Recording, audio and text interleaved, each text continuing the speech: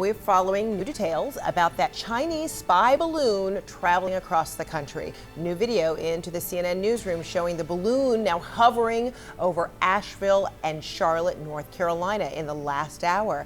And it could make it out to sea at any moment. The balloon was first spotted over Montana on Wednesday. China claims it's a civilian research vessel that blew off course.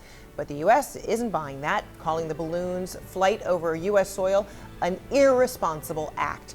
Secretary of State Antony Blinken postponing a planned trip to Beijing in response. CNN's Oren Lieberman is at the Pentagon for us. So, Oren, officials say the balloon doesn't currently seem to present a threat, but why is the Pentagon also proceeding with caution on it?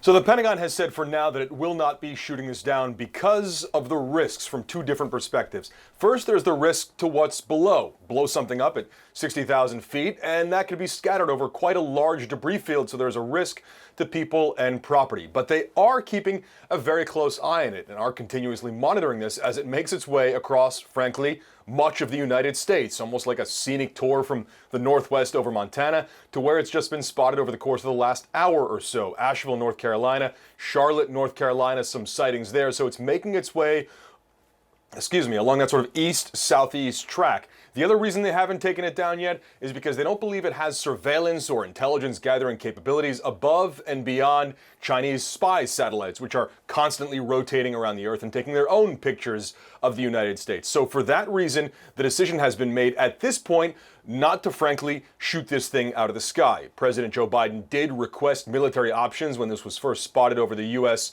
Earlier this week over Montana, but the Pentagon recommended against that at this time. The question is, what is the response from here? Both the State Department and the Pentagon have made it clear they view this as a violation of U.S. airspace, a violation, a breach of international law, and they view this severely ahead of a high-stakes visit, or planned visit, I should say, of Secretary of State Antony Blinken to Beijing. It was to be the first time the top U.S. diplomat has visited China and Beijing in 6 years, and the Chinese took this very seriously, especially with high tensions. So for this to have happened, a major mistake on their part, and they have apologized multiple times and said, look, this was just a weather balloon that was barely controllable. It was pulled over the U.S. by winds. The U.S. has made it clear they're not buying that explanation. They delayed or postponed at least the trip of Blinken to China. And now the question, where does this go from here? First, is there more diplomatic fallout? Second, is there a military response? In being at the Pentagon today,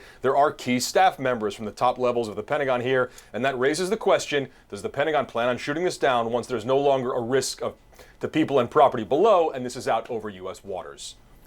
Right. All right. Well, you'll be watching. Keep us posted. Oren Lieberman, thank you so much. I mean, so many extraordinary things about this, but particularly the balloon is actually visible to the naked eye, giving many in North Carolina a view this morning. And joining us right now on the phone, Evan Fisher.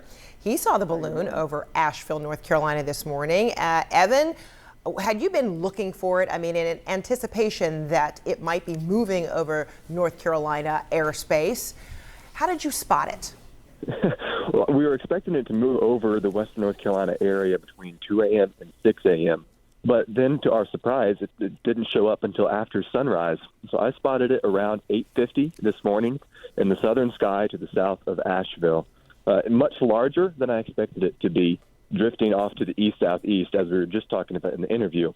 Beautiful sight, a little unusual. As a member of the public, we're not too educated on everything that is going on with the balloon, but it was very interesting to see it and follow the saga that's been playing out across the United States over the past few days. And these are your images we're looking at, right? I mean, you saw it with the naked eye, but then how did you get these images? Is this from your cell phone, or did you use a, camera, a professional grade camera? Sure. So for the still image, that was with a camera and a zoom lens. That was pretty tight on the balloon itself. And with some editing and cropping, I was able to get it pretty close on there. But for the video, that was actually just shot with an iPhone. I zoomed in, and as you can see from the very beginning, it does look small on iPhone photos and iPhone videos. But in reality, it looks much larger in person to the naked eye. Wow. And here you're a meteorologist, and you got a clear sky, so you had a clear viewing of it. What are ordinary people, in your proximity saying about this site? Oh, the community was very excited to be able to contribute to these reports. There were lots of folks all across Asheville, upstate South Carolina, western North Carolina as a whole, sending in pictures and just sharing their experience with it. And that was so wonderful to see everyone coming together and sharing.